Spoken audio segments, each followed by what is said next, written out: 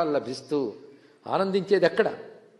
ఏ ఆనందం ఎక్కడి నుంచి వచ్చినది? భగవత్ స్వరూపం కనుక భూమి యందు ఆనంద రూపముగా ఎవడు ఉన్నాడో, భూమి యందు ఆనందము ఎవడు కలిగిస్తున్నాడు? కుముదః, భూమి యందు ఆనంద స్వరూపంగా ఉన్నటువంటి వాడు, వివిధ భోగములుగా ఉన్నటువంటి వాడు.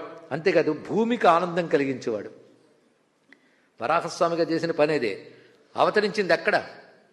స్వర్గలోకంలో అవతరించలే, భూమి మీదే అవతరించాడు.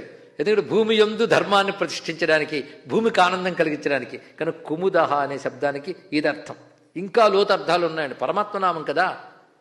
కై శబ్దే అనే ధాతువు ప్రకారంగా కు అనే శబ్దానికి శబ్దము అని అర్థం. కాయతే మోదతే ఇది కుముదః అంటే ఆనందాన్ని వ్యక్తీకరించే ధ్వని. కు అనే శబ్దానికి శబ్దం అని అర్థం. ఎలాంటి శబ్దం అంటే ఆనందాన్ని వ్యక్తీకరించే ధ్వని. ఇప్పుడు ఏదైనా మీకు మంచి డ్యాన్స్ జరుగుతూ ఉంటే ఏం చేస్తారు? పాట పాడుతుంటే తట్టుకోలేకపోతే, అర్థం కాకపోతే నిద్రపోతుంది, వేరే విషయం. కానీ బాగా ఆనందం కలిగితే ఏం చేస్తారండి? చేస్తున్నారా లేదా? ఇంకా కావాలంటే మీరు కొన్ని చోట్ల ఆహా ఓహో అని అరుస్తూ ఉంటారు. ఇక్కడ ఆనందం వస్తే సౌండ్ చేయకుండా ఉండలేవు. అందుకే ఎదురుగా విష్ణువు సాక్షాత్కరించితే ధ్రువుడికి సౌండ్ చేయాలనిపించింది, కానీ ఏమి సౌండ్ చేయడం, శబ్దాలే రాలే. వాళ్ళని శంఖం కదిలిస్తే అప్పుడు వచ్చింది. అవునా లేదు ఇక్కడ? కనుక ఆనందం బాగా ఎక్కువ అయిపోతే సౌండ్ చేస్తారు.